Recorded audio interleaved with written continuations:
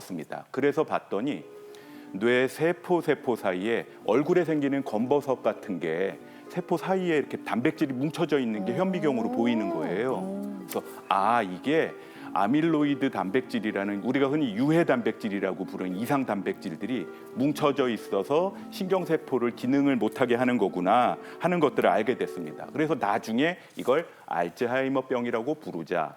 우리가 현재 알기에는 그냥 노인성 치매라고 생각을 하시면 되고요.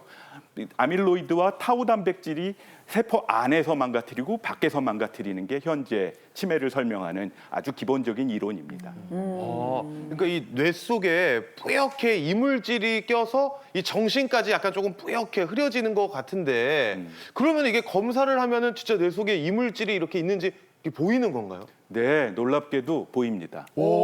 이게 요새 페트 사진이라는 양전자 단층 촬영을 찍으면 먼저 주사를 맞고 형광물질을 맞고서 이제 사진을 찍으면 이 아밀로이드 유해 단백질이 빨간색, 파란색으로 컬러풀하게 보여요. 어머나. 여기 보면은 치매 환자들 사진 중에서 빨간 부분이 보이고 그 옆에는 정상인들은 퍼렇잖아요. 예. 이게 원래 혈액 자체가 이제 뻘겋게 나오는 건데 영상의학과 선생님들하고 신경과 정신과 의사들이 등급을 매깁니다. 그래서 1단계, 2단계, 3단계에서 2단계, 3단계 나오면 아밀로이드가 좀 많다라고 하게 되고요. 그냥 단순한 MRI 사진을 봐도 저렇게 쪼그라져 있고 빈 구석이 많이 보이는 머리 사진들을 보면 치매 가능성이 있다, 많다라고 생각을 하게 되시면 됩니다. 그러니까 지금 방금 나온 MRI에서는 까만 부분이 비었다고 보는 네, 건 맞아요. 거죠? 거기가 물 지나가고 네. 다 비어 있고 쪼그라든 거예요.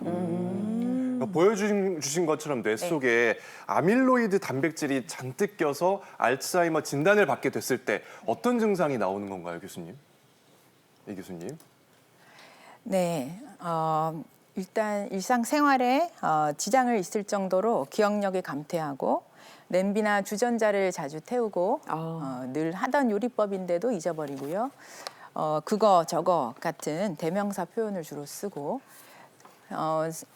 매일 보던 연속극이 이해가 안 되고 대중교통 이용이 어려워지면서 돈 계산도 어렵고 물건을 잘 잃어버릴 때 그리고 성격 변화가 심해졌을 때 이런 경우에 알츠하이머병을 의심해 볼 수가 있습니다. 그렇군요. 네. 아니 그러면은 알츠하이머병에 걸리면 100% 전체 이렇게 치매로 발전하는 건가 아니면 일부만 이렇게 치매가 되는 건가요? 네, 결론부터 말씀드리면 알츠하이머병에 걸렸다고 반드시 치매가 곧 나타나는 것은 아닙니다. 병이 어느 정도 진행하면서 치매가 증상이 나타날 수가 있는데요. 즉 속도의 문제입니다. 그러니까 천천히 진행하시는 분은 치매까지는 나타나지 않고 이제 경도한 인지장애 상태로 계실 수도 있습니다. 급속하게 진행하는 유전성 알츠하이머병은 이제 알츠하이머병 환자들의 극히 일부에 지나지 않고요. 알츠하이머병이 있어도 아직 정상적인 인지 기능이 있거나 경미한 수준의 기억 장애만 있는 경우에는 일상생활을 하는데 문제가 없고 대개 수년에서 10년 정도 병이 진행해야 이제 치매 증상이 나타날 수도 있습니다. 그리고 뇌 인지력의 예비력이 좋거나 다른 성인병이 없고 건강하게 운동을 열심히 하시면서 식습관을 건강하게 갖고 계신 분들은 병이 발병을 하더라도 진행하는 속도가 천천히 갈 수 있기 때문에 알츠하이머병은 어떻게 이제 관리하느냐에 따라서 치매가 빨리 나타나지 않게 조절할 수도 있는 병입니다. 네. 네, 교수님, 그 뇌 인지 예비력? 뇌 예비력이라는 단어 나왔는데 그게 무슨 뜻이에요? 뇌 예비력이라는 게? 이제 병리가 생겼을 때 네. 기능이 바로 상실되지 않고 기능은 유지되시는 경우에 똑같이 이제 병리가 한 50% 정도 진행했다고 해도 어떤 분은 인지 기능이 심각하게 떨어져 있고 어떤 분은 자기의 정상 인지 기능을 거의 유사하게 유지하고 계시는 경우가 있습니다. 네. 이제 그런 차이를 이제 연구를 해보면 그 예비력이라는 말로 이제 표현을 하는데 어떻게 보면은 병에 대한 어떤 저항 능력이라고 볼 수가 있겠습니다. 예비력을 좀 갖추면 좋겠다 이런 생각도 그러니까요. 좀 드네요. 네. 네. 자, 실제로 알츠하이머에 걸릴 위험이 높은 분들을 위해서 세 분의 교수님께서 닥터의 경고를 준비해 주셨습니다. 자, 첫 번째 경고 보도록 하겠습니다. 주세요. 자, 이 약 저 약 매일 한 주먹씩 약을 먹는 당신인데요. 보니까 저희 어머니도 돌아가시기 직전까지 점점 약이 막 늘어서 하루에 한 5번, 6번 나눠서 약을 먹고 그걸 네. A4 용지에 정리를 해야지 저희도 잊지 않고 드릴 만큼 약이 늘더라고요. 과도한 약물 복용과 알츠하이머가 어떤 연관이 있는 건가요, 교수님? 희한하게 나이 먹어 갈수록 건강기능식품, 약 이게 좋아지잖아요. 저도 좀 그렇더라고요. 근데 이게 약이 많아지면 간하고 콩팥에서 대사가 되는데 많아지면 건강기능식품도 약효가 있다고 선전하시는 거 많이 들으시잖아요. 네. 결국은 독성이 있는 거거든요. 특히 수면 기능, 불안을 좀 마음을 편하게 한다든지 이런 것들은 기억을 다스리는 신경 호르몬에 자극을 줘요. 그래서 그것 때문에 그게 약해지니까 이제 기억력 좀 더 떨어지죠. 더군다나 이제 나이 들어가면 신경 자체가 노화돼 있는데 평소에 먹던 약을 많이 먹으면 그 약물 간의 상호작용이라는 게 있습니다. 약 뭐 진통제, 수면제, 불안제, 한약 그 상호작용은 아무도 예측이 안 돼요. 그래서 처방 한 대로 드시고 되도록이면 약 안 먹고 해결하는 방법을 찾아보는 것도 나쁘지 않습니다. 네. 하지만 이제 실제로 저희 주위에 계시는 어르신들을 보면 말이죠. 일단 처방받은 약이 한 10알 정도 되시는 분들 계세요. 맞아요. 이미 요만큼 올라왔죠. 예. 여기에 이제 영양제 5알 추가를 하고요. 아이고야. 거기다가 이제 건강기능식품까지 한 5개 정도 해갖고 이렇게 딱 털어 넣으셔야지 아 뭔가 오늘 좀 약발이 받겠다. 이렇게 생각을 하신단 말이죠. 그러니까요. 하도 많이 드셔가지고 밥 안 먹어도 나는 이 약만 먹어도 배부르다 이렇게 말씀하시는 맞아요. 분들이 참 많은데 근데 이제 정리를 해보자면 이렇게 너무 약을 많이 드시면 치매가 아닌데도 치매기 그러니까 치매 증상이 나타날 수도 있다는 거잖아요. 네, 네. 이런 치매를 가성 치매라고 얘기를 합니다. 진짜 치매와는 달리 비가역적인 어떤 병적 퇴행이 뇌에 생긴 거는 아닌데 약물이나 다른 조건 때문에 일시적으로 뇌 기능이 떨어진 현상을 얘기를 하고요. 되게 말씀하신 것처럼 그런 다양한 종류 약들, 이제 수면제, 대개는 증상 개선제들입니다. 감기약, 수면제, 진통제, 가려움증약, 알레르기약 등등 여러 가지 그런 약들을 드시게 되면 이제 주의력이 떨어지고 기억력이 감퇴가 일어나서 치매 환자처럼 보이는 가성 치매가 나타날 수 있습니다. 네. 그래서 이게 처방약은 잘 드시되 내가 먹고 있는 약물이 혹시 상호작용을 일으키지 않는지 주치의를 통해서 한번 점검 받으시고요. 상비약이나 뭐 임의로 구입하는 약 같은 거는 좀 다시 좀 알아보시고 복용을 할지 말지 정하시는 게 좋을 것 같습니다. 자, 닥터의 경고 그 다음은 무엇인지 열어보도록 하겠습니다. 주세요. 자, 고혈압, 당뇨병, 비만인 당신 나왔습니다. 이 세 가지가 다 나왔네요, 장 교수님.